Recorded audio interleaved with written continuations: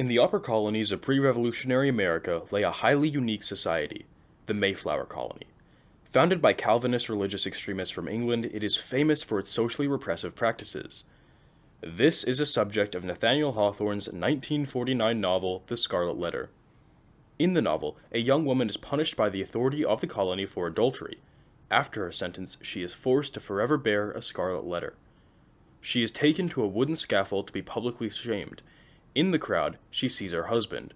The rest of the novel follows Hester's internal struggles with Reformation, her external struggle against the colony's leadership, and her developing relationship with Pearl. Meanwhile, we follow Dimmesdale's internal struggle with the guilt, and his external struggle against the antagonist, Roger Chillingworth, which is Hester's husband. The story is resolved with Hester's slow reintegration and forgiveness by the colony, and climaxes with Dimmesdale's public confession and subsequent death.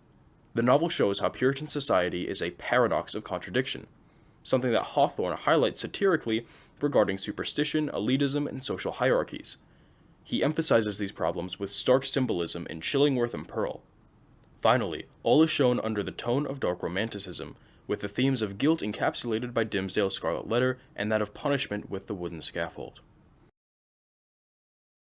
Superstition is one way the Puritans highlight their hypocrisy. In the story, they seem to attribute most everything to some supernatural force such as the devil. This is often used as a cop-out for personal responsibility and, more importantly for the story, rational thought. This is exemplified comically in page 109. In the preceding passages, Dimmesdale had been at the scaffold hoping to publicly reveal his sin, but his ploy failed. The next morning, he's approached by a man returning his glove. The man said to Dimmesdale, "It was found, this morning, on the scaffold where evildoers are up to public shame." Satan dropped it there, I take it, intending a scurrilous jest against your reverence. See, rather than taking the logical conclusion that Dimmesdale was at the scaffold at some point, their cognitive dissonance doesn't allow them to imagine that a perceived member of the elect could have any proximity to sin, so they immediately assume the supernatural to fill in the gaps in their faulty reasoning. This allows them to virtually draw any conclusion they want about any member of the society, because any problem in the reasoning can be chalked up to the devil did it, which further perpetuates the absurdity of their claims against Hester. Rampant elitism in the colony is yet another contradiction to so-called Puritan values. Modesty and humility were strictly imposed on colonists. However, this standard virtually doesn't apply to the elite throughout the story. They have no problem violating the standard of modesty by living in large mansions, using indentured servants, and specifically buying opulent and exquisite clothing to show off their status. Pages 34 to 36 specifically highlight the absurdity by juxtaposing the magistrates, the moral people's, opulence with Hester's, the sinner's, modesty. Quote, "In the sable complicity that generally characterized the Puritan modes of dress, there might be an infrequent call for the finer production of her handiwork. Public ceremonies, such as ordinations, the installation of magistrates, deep ruffs, painfully wrought bands, and gorgeously embroidered gloves were all deemed necessary to the official state of men assuming the reins of power." Page 36, "Hester sought not to acquire anything beyond a subsistence of the plainest and most ascetic description."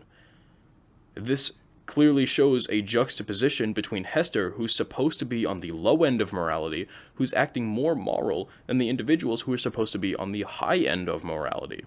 See, in line with Hawthorne's blunt style of symbolism, the treatment characters receive from broader society is directly indicative of their social standing. Hester Prynne is the lowest in society. Even the poor spite her when she helps them. The children mock her, and the women wanted to kill her. This is juxtaposed to Dimmesdale, perhaps the highest regarded individual in Puritan society. This is a man who openly tells people not to admire him, yet they treat him higher than anyone else. These two individuals, the lowest and the highest, are equal in their sin. Yet one is treated with disdain, and the other is heralded as the pinnacle of virtue. Hawthorne's satire is evidently more complex than just Puritans are hypocritical. Within his criticism is a broader social commentary on 1. How people usually choose not to see problems in those they see as good, 2. That religious dogma and superstition often get in the way of treating people humanely, and 3. That those in elevated positions of society usually benefit from double standard, which extends hypocrisy top-down. During Chillingworth's association with Dimmesdale, he's characterized as the Black Man, or the Devil.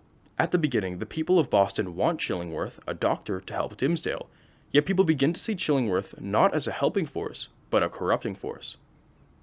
This not only plays into the theme of hypocrisy, that they were so focused on an adulterer that they didn't stop to care about the fact that the devil was living with their minister, but also characterizes Chillingworth as basically the devil.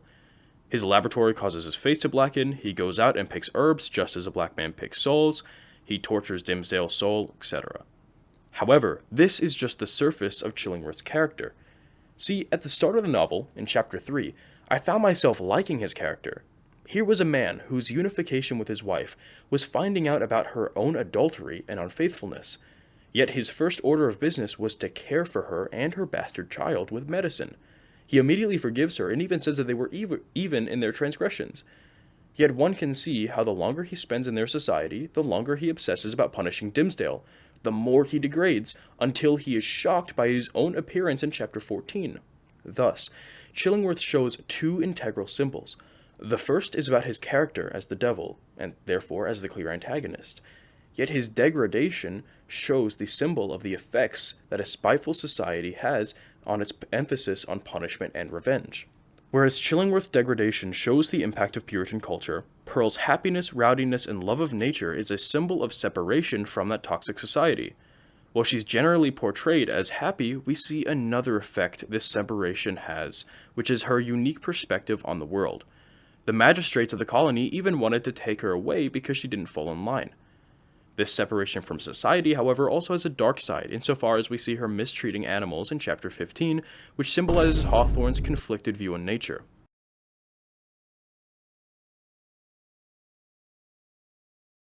A primary attribute of dark romanticism is the themes of guilt. No character embodies this better than Dimmesdale, someone whose entire arc is based off of his transformation and liberation from guilt. Dimmesdale creates a physical manifestation of guilt through the implication that he physically carved a scarlet letter into his chest. This is an especially important exploration into the grotesque, something rare for the novel, and plays into the main attributes of dark romanticism again. Another key attribute of dark romanticism is an exploration of punishment. Besides being like the whole point of the novel, the embodiment of Puritan punishment is the wooden scaffold, by far the most iconic setting of the book, and the place Hester had been publicly shamed 7 years prior to the resolution. An interesting play on this theme is the transformation of the scaffold. Throughout the novel, it plays a major role in public shaming, but by the end of the novel, Dimmesdale uses the scaffold as a forum for liberation. He lets off all the guilt, literally from his chest, onto the crowds, and rather than being used as a tool of oppression, in this instance, it is the tool by which Dimmesdale liberates his conscience and destroys Chillingworth. When looking at the novel at large, we see how Hawthorne combines satire and symbolism to paint the picture of a toxic society blinded by superstition, a society obsessed with outer piety, a society that constructs a social hierarchy based off of an individual's standing. Roger Chillingworth embodies the degradation of a new member of its society, and the damage to one's character inflicted by an obsession with punishment and revenge. Pearl, however, shows how a separation from these attitudes instills a lighter perception of the world, albeit one unconstrained by the legalistic society parallel to her. Finally, the genre of the novel is firmly cemented as dark romanticism by the symbols of Dimmesdale's self-inflicted, guilt-driven letter, and that tool of oppression, the scaffold, transformed by the end as a tool of liberation. These work together to reveal the contradictory, harmful, and hypocritical society of Puritan Boston, while providing a commentary on the damage of judgment, revenge, and ignorance.